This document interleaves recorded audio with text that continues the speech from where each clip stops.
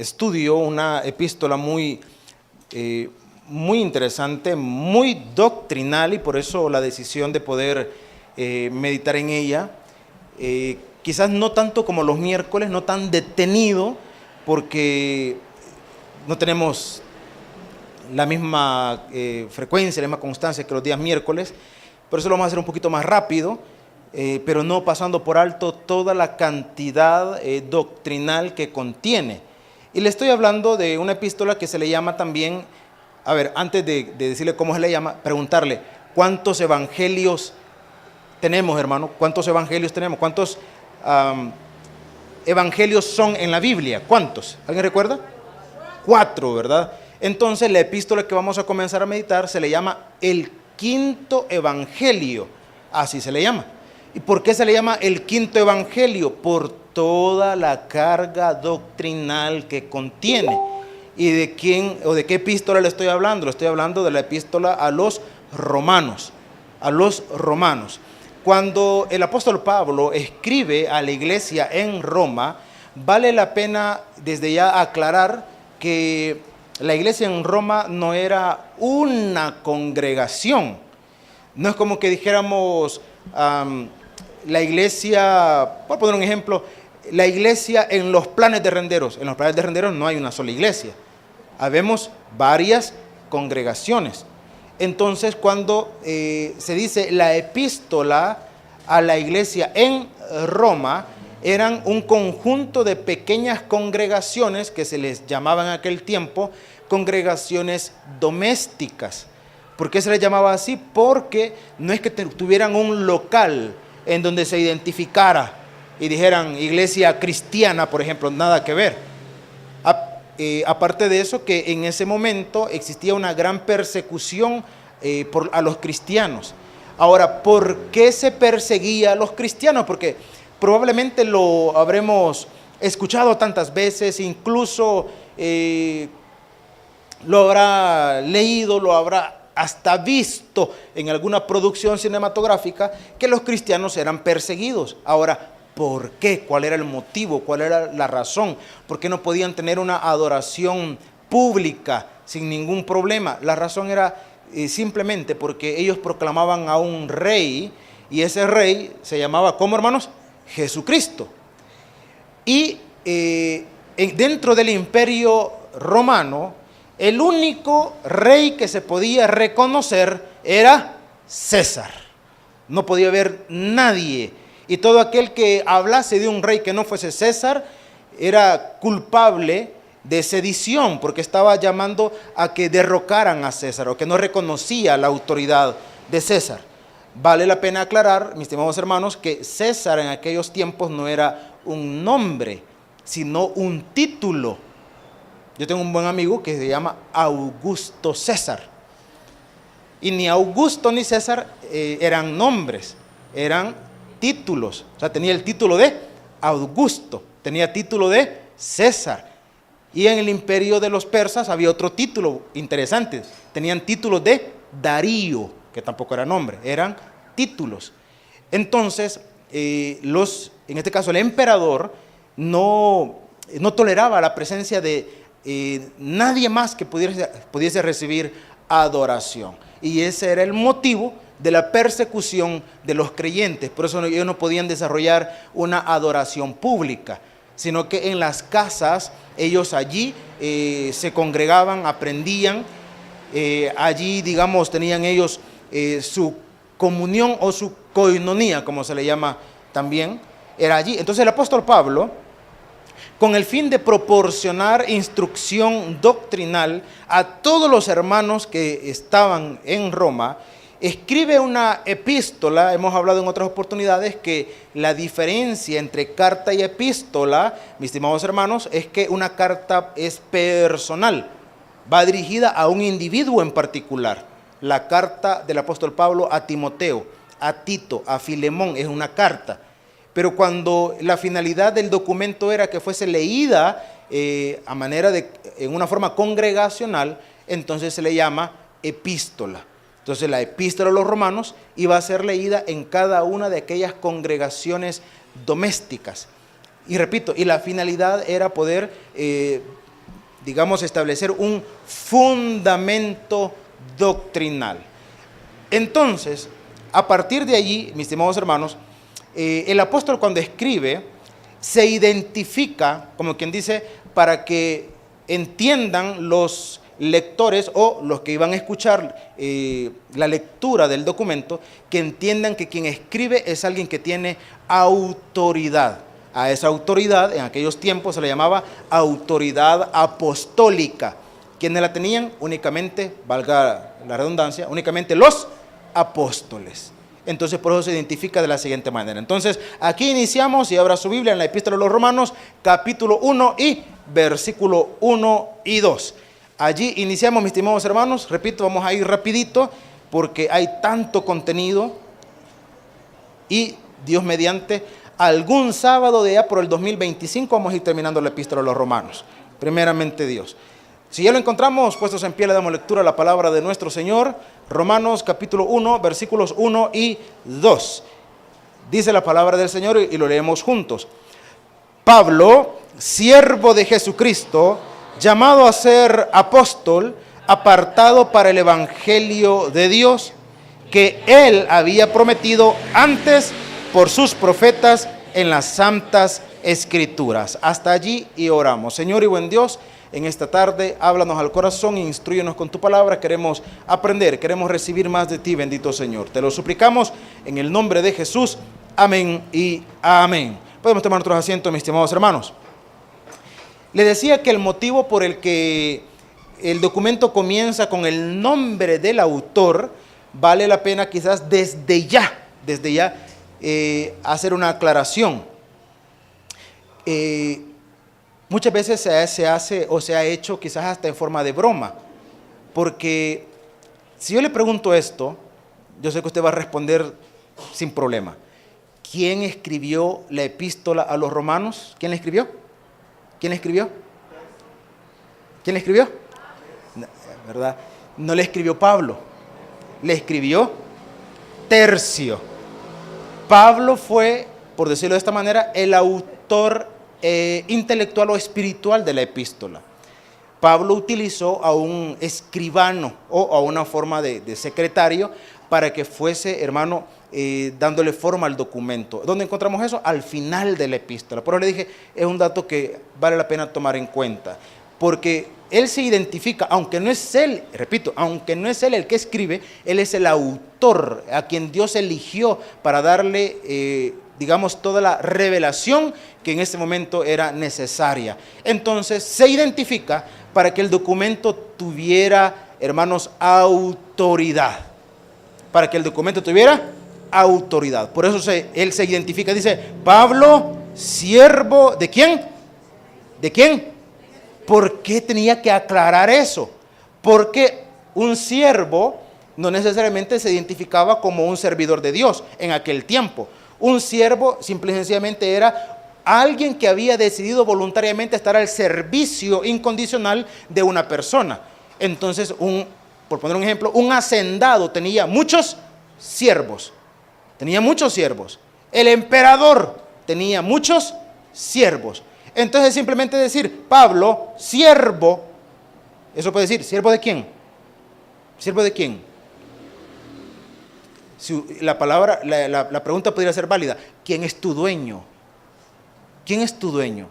Entonces él aclara, dice, Pablo, yo decidí voluntariamente estar al servicio incondicional de Jesucristo. Llamado a ser apóstol, está hablando de él, siervo de Jesucristo, llamado a ser, ¿qué dijo? Apóstol. Aquí entramos en otro detalle interesante. Dice llamado.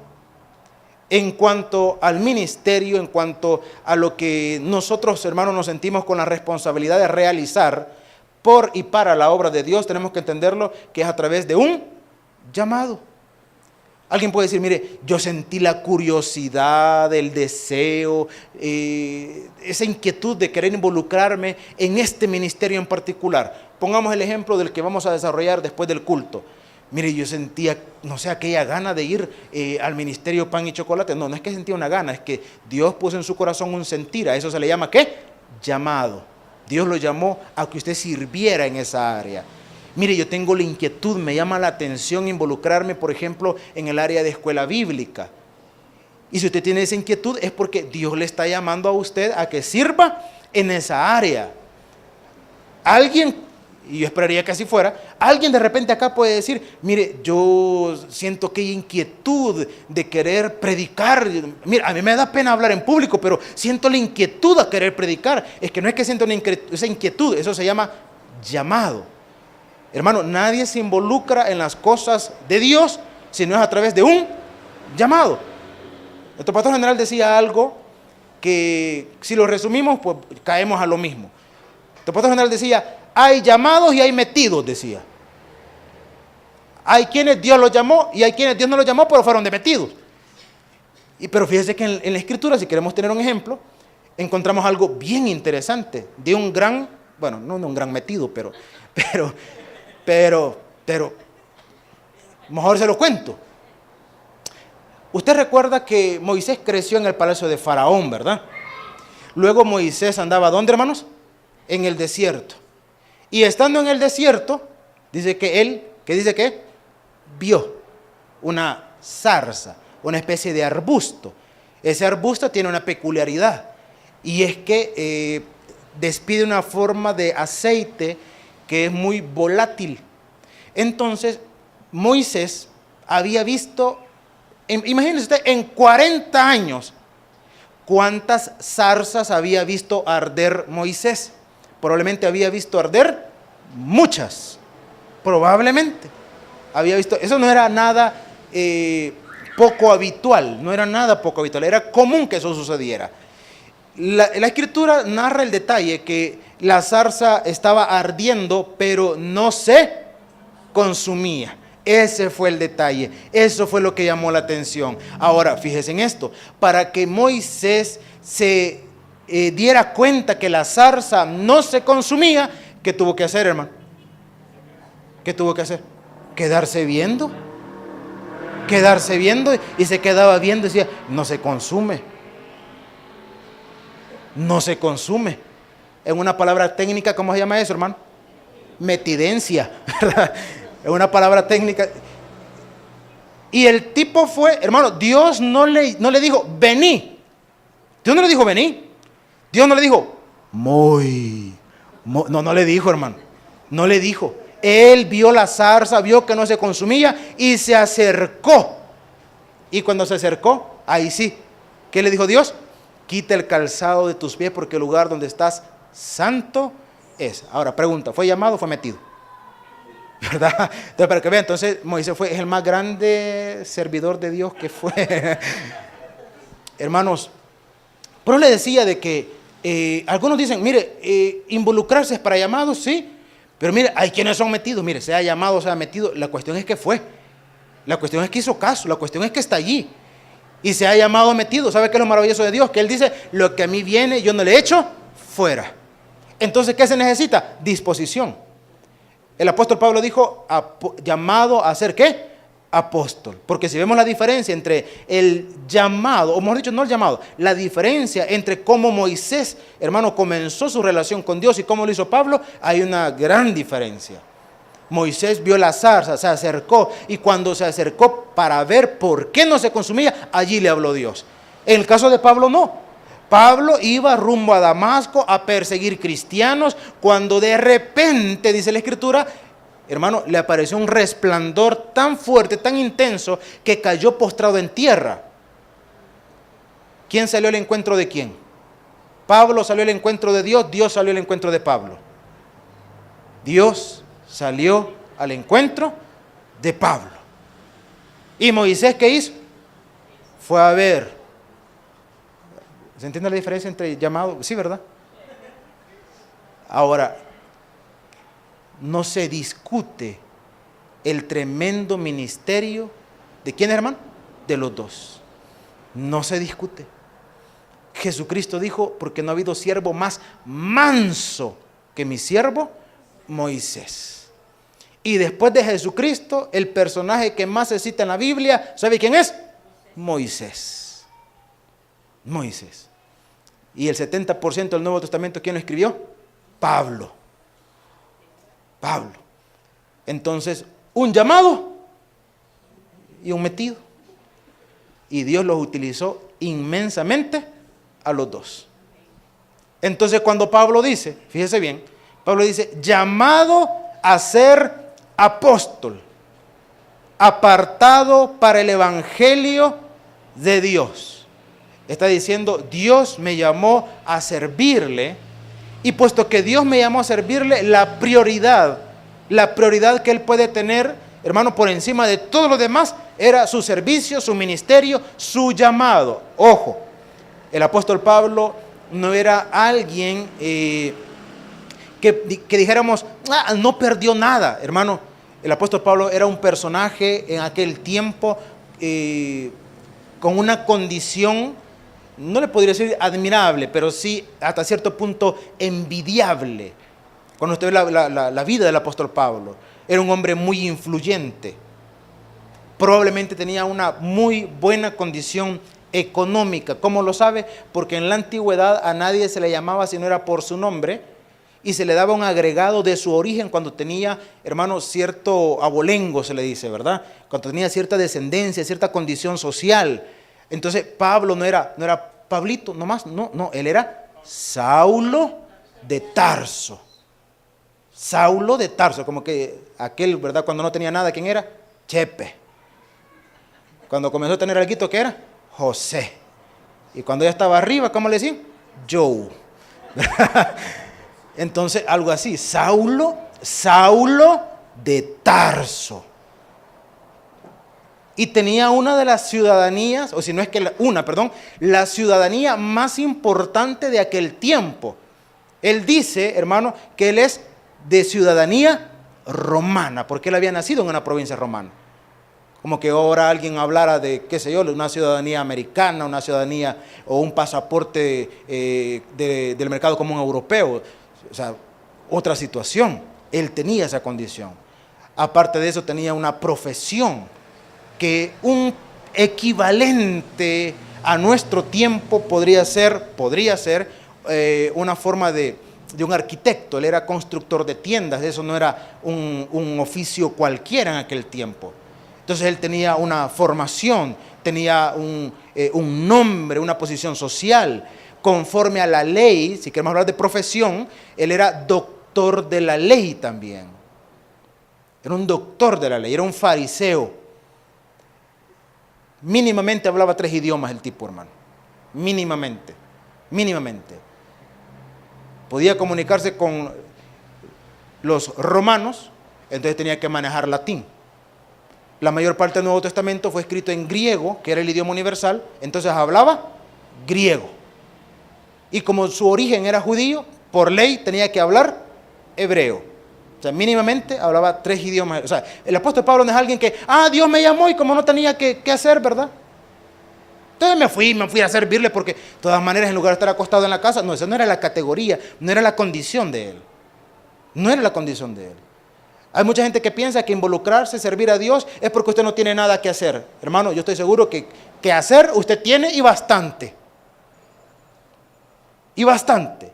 Y no es porque, un montón de vagos. Yo recuerdo hace años, andábamos evangelizando en un lugar, no era acá en esta iglesia, sino que era en otra congregación, y andábamos en un lugar así un poquito de campo y todo eso, y de repente estaba un señor chapodando, y nos íbamos acercando hacia él, cuando el hombre levantó la cuma. Nosotros creímos que nos quería atacar el maestro usted. Pero no. Sino que dijo, si traen una, vénganse, dijo, porque yo ocupado estoy. ¿Ustedes por qué no tienen que hacer? Y nos causó gracia porque esa es la concepción de mucha gente. ¿Por qué andan haciendo eso? Porque no tienen nada que hacer. Mire, ¿por qué se vino al culto el sábado en la tarde? No tenía nada que hacer el sábado en la tarde. Yo sé que usted tiene mucho que hacer. Aunque sea dormir, pero tenía algo que hacer. Tenía algo que hacer, eso no hay duda. Pero cuando decidimos servir a Dios, no es porque no haya nada que hacer, hermano. Es porque hemos comprendido que hay alguien que me ha dado una responsabilidad. Y yo en gratitud a lo que Él ha hecho por mí, estoy dispuesto a asumir la responsabilidad que Él me ha delegado. Y mire qué maravilloso, porque no solamente por gratitud yo lo voy a asumir, sino que es tan maravilloso que todavía Él me va a recompensar por algo que yo estoy haciendo por gratitud. O sea, eso es, hermano, una condición como que a usted le pagaran por hacer lo que más le gusta. ¿Qué es lo que más le gusta, hermano? Para algunos, comer. Otra categoría, dormir. Estamos en sintonía. Y por ahí podríamos continuar. Hay bueno, no hay un programa, hay muchos programas, pero me gusta, cuando tengo la oportunidad, me gusta ver programas de personas que andan por diferentes lugares, conociendo la cultura, la idiosincrasia, la comida y todo eso. Hay un programa de origen español, hay otros suramericanos, y me gusta esa condición.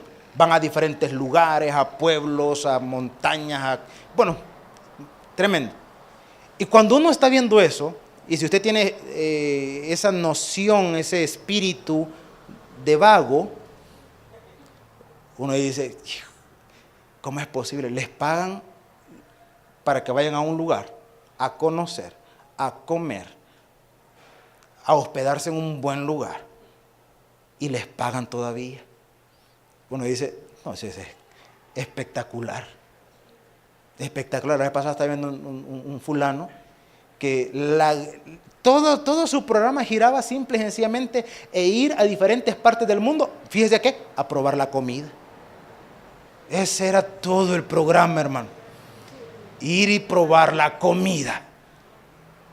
Y uno aquí, mire, aquí. Dice, o sea, le están pagando al tipo, lo mandan, hermano, solo para que vaya y enfrente de una cámara coma. No sé cuántos de ustedes se les antoja un trabajo de esos, hermano. Pero eso es cosa espectacular. Ahora, no hay que envidiar la condición de ellos, porque ahora, si lo trasladamos al plano espiritual, en primer lugar, hermanos, servir a Dios jamás debe ser una carga. Cuando nosotros servimos a Dios y usted comienza a identificar que ese servicio a Dios es una carga, entonces yo le voy a recomendar, mire, siéntese un momentito y trate de entender que Dios no pone, hermano, una carga pesada sobre nuestros hombros. Jesucristo dijo, venid a mí, los que estáis, ¿cómo? Cargados y cansados, yo los voy a hacer, ¿qué? Descansar. Y el siguiente versículo me llama poderosamente la atención, porque Él dice, yo te voy a hacer descansar, pero en el siguiente versículo dice, llevad mi yugo. Bueno, ¿cómo es eso? O sea, me está de que me voy a descansar, pero me está diciendo que me va a poner un yugo.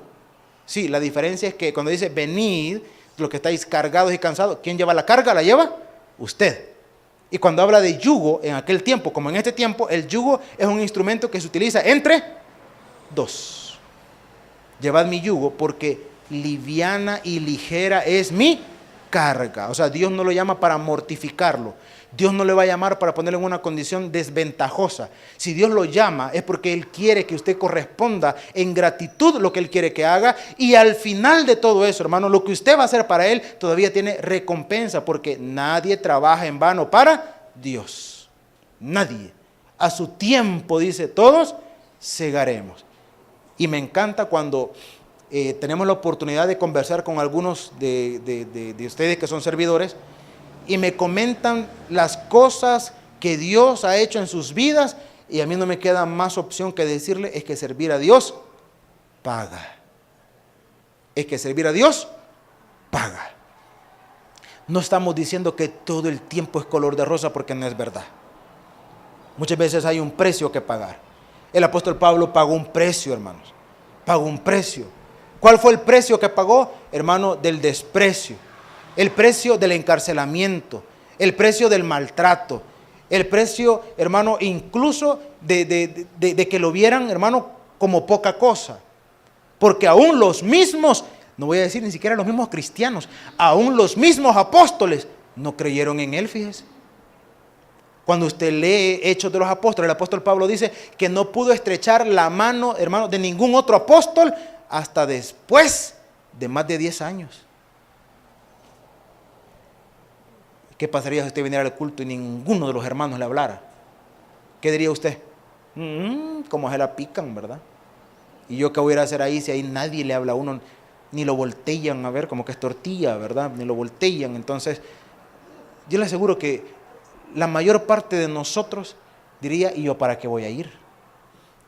El apóstol Pablo, los mismos apóstoles, no le creían, hermano. Lo veían con cierta distancia, con desconfianza. Decían, no, esta estrategia es esa. Se está disfrazando de hermano para entrar así, y cuando ya esté adentro, de seguro que a todos nos va a agarrar. No, hombre, no se metan con Pablo. No se metan con él, con Saulo realmente. No se metan con él. No, hombre, mírenlo de lejito. Hermano, pasaron más de 10 años para que se relacionara con otros apóstoles, en este caso con Pedro. Imagínense mantenerse firme después de 10 años que no le crean. Y para colmo, hermano, todo lo que él representaba, terrenalmente hablando, todo lo que él representaba, todo lo que él era, y viene y queda, llamémosle, reducido, porque literalmente es la expresión, queda reducido. Porque él mismo declara, y todo lo que yo tenía ahora lo estimo por pérdida, por amor a aquel que me llamó, que me salvó. Todo lo estima por pérdida. Dicen, no, todo eso es vano, pasajero, temporal. Y para que no quedara duda, porque no vaya a ser que dijeran, ¿verdad? Ah, no, pues de seguro tenía una posición dentro de aquella sociedad, dentro de aquella religión que era el judaísmo, ahora busca una posición dentro del cristianismo. No. Tanto así que se identificó y dijo, yo de los apóstoles soy el más pequeño. Y por eso su nombre, Pablo. ¿Qué significa Pablo? Pequeño. Pequeño. Y para que no quedara más duda todavía, y de los pecadores dijo, yo soy el primero. En otras palabras, no vengo para picármela, no vengo para que me hagan pleitesía, no vengo para nada de eso, vengo a servirle a mi Señor en gratitud. Y aunque, ¿qué ganó Pablo por servirle? Apedreamientos, linchamientos, hermano, encarcelamientos y finalmente la muerte. Pero si hay alguien que inspira a no rendirse, si hay alguien que hizo, hermano, un ministerio extraordinario, tanto así que lo tenemos en la palabra, es Pablo. Entonces dice, apartado para el evangelio de Dios, que él había prometido antes por sus profetas en las santas escrituras. Desde aquí Pablo ya hay una enseñanza doctrinal, porque todo el mensaje que Pablo iba a enseñar o que iba a proclamar, toda la enseñanza, hermano, del Nuevo Testamento, no es que esto no se conocía antes. Ya antes había, se explica de esta manera, porque algunos dicen, mire, porque hay un Antiguo y porque hay un Nuevo Testamento. ¿Cuál es la diferencia entre el uno y el otro? Hermano, y la respuesta es, el Antiguo Testamento era la sombra de lo que estaba por venir. Entonces el apóstol Pablo no viene con una enseñanza, digámoslo de esta manera, nueva, innovadora, sino con algo que ya había sido declarado antes y ahora simple y sencillamente, hermanos, viene y lo declara, digámoslo con esta forma, con un sentido claro. Antes no lo podían comprender. Ya en algún momento hemos hablado de que los profetas muchas veces dijeron cosas que en ellos mismos comprendían de manera inmediata. ¿Qué es el Nuevo Testamento? Darle claridad a eso. Darle claridad. Entonces por eso dice que él había prometido antes por sus profetas en las Santas Escrituras. Y avancemos, ojalá terminemos en el 7 en los minutos que nos quedan. Dice que fue declarado versículo 3, acerca de su Hijo, nuestro Señor Jesucristo, que era del linaje de David, según la carne. Esto para que no quedara duda de que él era el Mesías. Que fue declarado Hijo de Dios con poder, según el Espíritu de Santidad, por la resurrección de entre los muertos. Como quien dice, para que no quede duda de quién es el que les vengo a hablar, de quién es el que les voy a enseñar. Él tiene tanta autoridad, tanta potestad, que él fue el que se levantó de entre los muertos. Quiero explicarle algo brevemente. Aunque el imperio dominante era Roma, Pero culturalmente quien dominaba era el pensamiento griego. La creencia o la mitología era de ellos. La figura o la historia, si lo queremos ver de esa manera, de que alguien se había levantado de los muertos, la figura de un semidios, hermano, era algo que ellos conocían muy bien, muy bien. Ahora, la diferencia es que Pablo no venía hablándoles de un semidios. Pablo venía hablándoles de un hombre que es Dios. Y ya ellos también conocían el hecho, o a manera de historia, de que alguien se había levantado entre los muertos. No, si los dioses tienen la potestad, por poner algo en el pensamiento de ellos, de levantarse entre los muertos. Sí, pero nadie nunca los había visto. En todos los lugares y en todas las culturas siempre existe la figura de personajes míticos, que se habla de ellos aunque nadie tenga seguridad de que hayan existido. Le pongo un ejemplo sencillo acá para nosotros, hermano. Acá en nuestro país tenemos un personaje inmortalizado en esta postura. ¿Alguien recuerda quién, hermano? También tenía talle de estarme tideando, ¿verdad? ¿De quién, hermano? Atlacat. Una figura muy nuestra. Atlacat. Y dicen, a ver si no me equivoco en la historia, dicen que él fue el que disparó la flecha que entró cabal en la hendidura de la armadura de don ¿quién? De don Pedrito. Ahora, pongámosle sentido a la situación. Primero, ¿quién estaba documentando el hecho, hermano? ¡Pah! Le cayó ¿quién sos vos, indio? Vení por acá, enséñame tu DUI, quiero ver. Ah, sí, Atlacat, Quintanilla. No era Quintanilla. O sea, nadie tenía la potestad de estar registrando la historia, en primer lugar. En primer lugar. Dentro de tanto revuelo, era imposible identificar exactamente quién fue el que la lanzó. No existen registros fidedignos, bueno, no es más, ningún tipo de registro de que don Atlacat haya existido. No existe. Entonces, a esa figura se le llama una figura mitológica. Le dicen un indio mítico, que lo conocemos, habrán escuchado parte de su historia, pero no hay evidencia de que realmente haya existido. En la antigüedad, ¿verdad?, los dioses resucitaban. ¿Alguien los ha visto alguna vez? Nunca. ¿Reciben adoración? Reciben adoración. ¿Se levantó? ¿Alguien lo vio? Jamás. Pero Jesucristo tampoco. Sí. Había una gran cantidad de personas que fueron testigos oculares de su resurrección. Y para que no hubiese duda, porque venían aquí las teorías, ¿verdad? No, resucitó, pero en espíritu. Mentira. Porque cuando Él resucitó, hermano, hizo algo que no hacen los espíritus. Dice que se presentó frente a sus discípulos, y siempre hemos dicho, los apóstoles eran 12, pero los discípulos eran muchos. Y dijo, tengo hambre. ¿Alguien recuerda cuál fue la dieta post-resurrección? Pescado y miel. No sé cómo ha de saber, pero ha de ser rico, hermano. Pescado y miel. Los espíritus no comen. Los espíritus no comen. Y repito, para nosotros en nuestro tiempo podemos decir, ¿y quién nos garantiza de que eso sea verdad? Yo le diría, ¿por qué la condición de los discípulos era una antes de la resurrección y por qué fue otra después de la resurrección? Antes de la resurrección se sorprendían y decían, ¿quién es este que los vientos y la mar le obedecen? ¿Quién es este?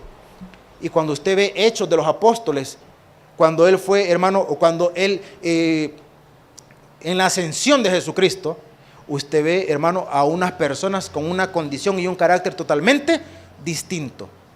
En el huerto de Getsemaní salieron huyendo, salieron corriendo.